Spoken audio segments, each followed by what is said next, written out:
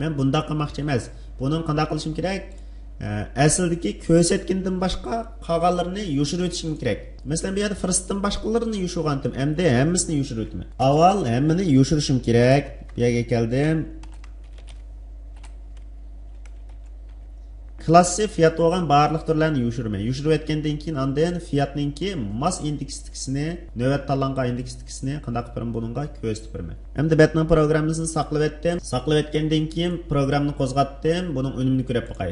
Yengildim. Yengilganning yoqqa qarsam birinchi tur. Shirkat degan turni bassam shu birinchi tur ko'rinadi. Mahsulot degan turni bassam ikkinchisi ko'rindi. Birinchisi jutdi. Kiyim deganni bassam uning oxirgisi ko'rindi. Dora, turlar. Hammasi ayrim-ayrim ko'rindi. Demak, bu yerda programma bilan qo'shib olsak bo'ladi. Endi bu yerda yana bir avarchiligimiz bor bizningki. Shirkat degan turni bassak, mahsulot, shirkat, tur, yetkazish deganlarning shirkat rasmlari normal ekan. Mahsulotni bassam, yetkazish degan tur normal emas. Kiyim-kechak deganni bassam hammasi qanday qildi? Normal emas. Mushundaq ba'zi bir xatoliklar, manbadagi xatoliklar bo'lganda buni o'ngishimizga to'g'ri keldi. Agar men to'rbekatni ba'zi vaqtida shirkat xodimidan birisi unutilib qilib rasmni chiqarmagan bo'lsa, yoki mushaga chiqadigan mahsulot degan turninki yoki mushaga bekitilgan turninki, chetdan import qilgan kiyim-kechak bo'lsa, import mahsulotlar, eksport qilingan mahsulotlar degandek turlarni bekitgan bo'lsa, shuning rasmini chiqarmagan bo'lsa, bu yerga keldi. Belgi xarakterlik rasmini chiqarmagan bo'lsa, bu bir manba xatolik bo'ldi. Agar manba xatoligida bir xatolik bo'lsa, uni o'ngishim to'g'ri keldi. Men bu yerga shu programni yozib berishim kerak. Agar ma'lum bir manba xatolik bo'lsa, boshqa bir rasmni ko'rsatib bersin menga. Buning uchun men bu chekilish degan bu jarayondan chiqatdim. Chiqatgandan keyin mushuning ostiga mundaq bir program yozib beray. Tanladim. Nimani tanlaymanimda ostiga tushib fiyatning ichidagi rasmga qarab boqay. Fiyatning ostida image bo'lgan bo'lsa, o'ngshayli biz. Fiyatning ostidagi imageda xatolik yuz bergan bo'lsa. Tanlagan vaqtimda o'xshashlam fiyat image.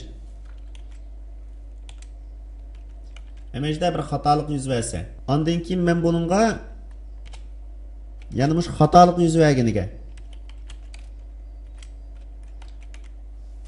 Attır orqali nima qilib berma? Navbatdagi ulanmasiga, ya'ni ulanmasida xatolik yuz bergan bo'lsa, src-siga ma'lum bir rasmni yo'llab berma. Yo'llagan vaqtimda qaraylar. File mushni yo'llab beray, birinchi rasmni mahsulot degandiki. Birinchi turni mush o'ringa yo'llab beraman. Ondan keyin Batman programmasini saqlab etdim. Ondan keyin Batman programmasini saqladim. Bu yerda bir xatolik chiqdi. Xatolik attır. Bu yer 5. Ondan keyin Batman programmasini saqladim. Endi unumini ko'rib boqay. Saqlab etgandan keyin Batni yangilasam, masalan, mahsulot degan turda yetkazishga qaysi rasmni yo'llab berdi? Asldagi shirkatdagi birinchi rasmni yo'llab berdi. Kiyim-kechak deganning hammasi birinchi rasm bo'lib ketdi. To'g'ri deganning hammasi shu. Turlar deganning hammasi shu. Demak, bu yerda manbada xatolik yuz berganligi uchun shu xatoliklarning hammasini qanday qilib berdi? Men ko'rsatgan, ya'ni attır orqali ko'rsatib bergan file e'lon 01 degan rasmni yo'llab berdi. Bu xil shaklda xatolikni bir taraf qilsak bo'ladi. Shuning bilan bizningki asosiy tuzmoqchi bo'lgan programmamiz bitdi. Shirkat deganni bassam, uning munosabatli 4 tur chiqdi. Mahsulot deganni bassam 4 tur chiqdi.